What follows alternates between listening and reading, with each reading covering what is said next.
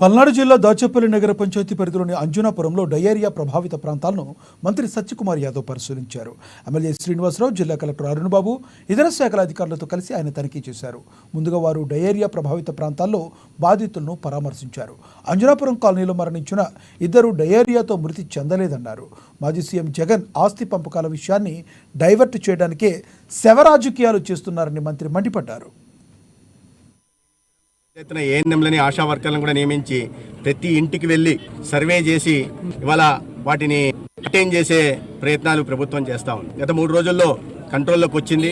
అయితే గత 2 రోజులు 23వ తేదీ 2 మరణాలు సంభవిస్తే వాటిని డయేరియా కారణంగా అని కొన్ని పత్రికల్లో వార్త వచ్చింది. అది వాస్తవం కాదనే విషయాన్ని తెలియజెప్పే ప్రయత్నం. ఒక విద్యార్థి మాచర్లో చదువుతూ అక్కడ ఏదో తిని ఇక్కడికి వచ్చిన తర్వాత కడుపు నొప్పి అంటే మళ్ళీ కూల్ డ్రింక్ తాగడం వల్ల ప్రైవేట్ ఆసుపత్రికి వెళ్లడం వల్ల సరైన ట్రీట్మెంట్ దొరక్క అది వాంతులతో చనిపోయిన దాన్ని డయేరియాతో సంబంధం లేదది, అది వాస్తవం కాదనే మీడియాలో వస్తున్న వాటిని కూడా ప్రజలు చెప్పే ప్రయత్నం చేస్తున్నారు. అదేవిధంగా క్రానిక్ కిడ్నీ డిసీజ్ తో పడుతున్న ఒక 70 ఏళ్ల వ్యక్తి కూడా, చిన్న వీరయ్య అనే వ్యక్తి కూడా మరణించడం జరిగింది. అది కూడా డయేరియా కారణంగా అంజనాపురంలో ఒక మరణం కూడా సంభవించలేదు.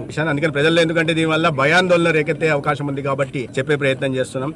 అయితే ఇవాళ ప్రతిదీ రాజకీయం చేస్తూ అబద్ధాలే ఆలంబనంగా రాజకీయం చేస్తున్న విపక్ష నాయకుడు జగన్మోహన్ రెడ్డి గారు తన వార్తాపత్రికల్లో గాని ఇలా ఇతర చోట్ల గాని అనేక అబద్ధాలని వండి వార్చే ప్రయత్నం